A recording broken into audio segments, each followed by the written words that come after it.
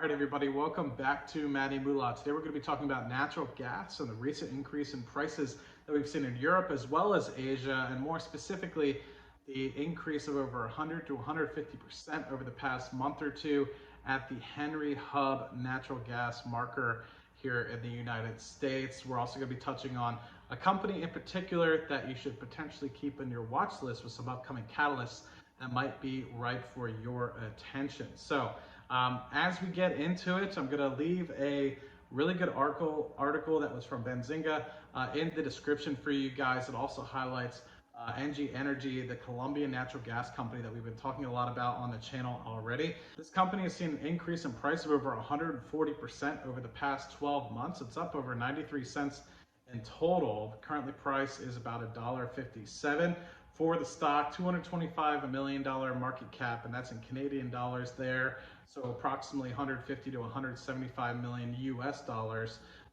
Some upcoming catalysts associated with this. More specifically, talking about the Maria Conchita, the pipeline is approximately 4 to 6 weeks out from being connected up. They recently did a secondary offering on the stock that allowed them to get another $7 million to be able to utilize that to build roads to multiple drilling pads that they used to think about drilling consecutively. Now they are going to do that concurrently, allowing them to speed up the drilling time in between individual wells at their Sinu 9 prospect. That will be spudding the well in the coming months at Magico 1, and that has the opportunity to be a foundational piece of discovering up to 1.5 TCF of resources, prospective resources at 100% working interest basis. Now, of course, that does come with some subsurface risk.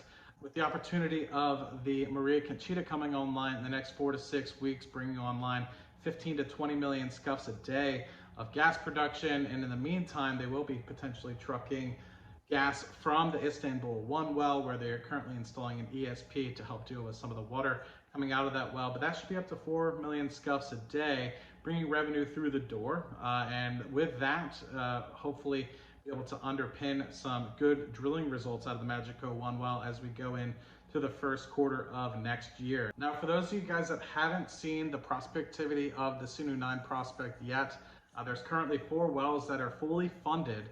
This additional secondary offering is just to help construct the roads and get those wells online faster for the beginning of next year to be able to generate a higher run rate in 2022 as a whole.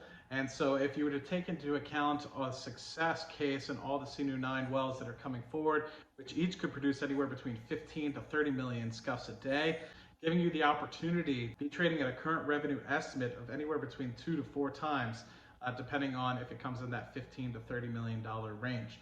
And that's a full year 2022 estimate.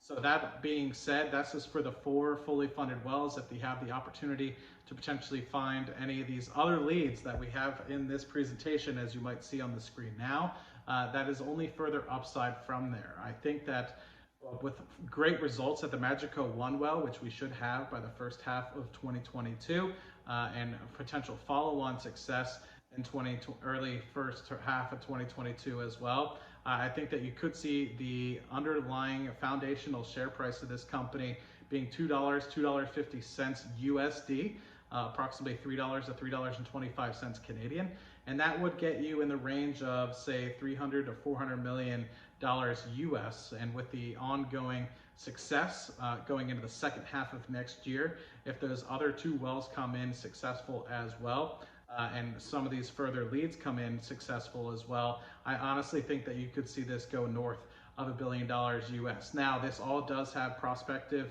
nature to it. There is some proven resources in here as the wells and pipelines get constructed. However, a lot of these at the moment are prospective, and so there is subsurface risk associated with that. This is not guaranteed, and I want people to recognize that. But if some of these results come in well, and it continues to build that foundation of success where you do have the resources in the ground, this thing could go north of $1 billion easily if the resources are in the ground. So it is something to potentially keep on your watch list. If it's something that you want to firm up those subsurface results and pay just a little bit higher of a price in the future, if those subsurface results do come in positive, then that's fine if you want to limit your risk in that sense. But this is an opportunity. I don't think that once you get the Magico 1 well results, if they are successful, I don't think you will see this share price below $1.50 US again. I think that this is going to prove potential to have a great runway for forward success.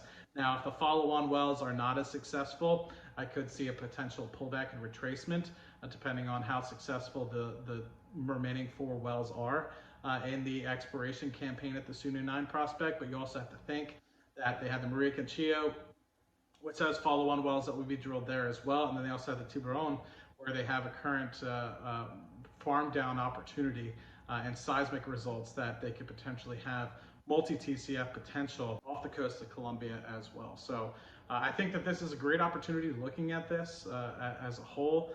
Really excited to see the potential of this stock going forward, and really like to see some of the catalysts really start to come in. We are 4 to 6 weeks away from starting to see some of these catalysts be realized.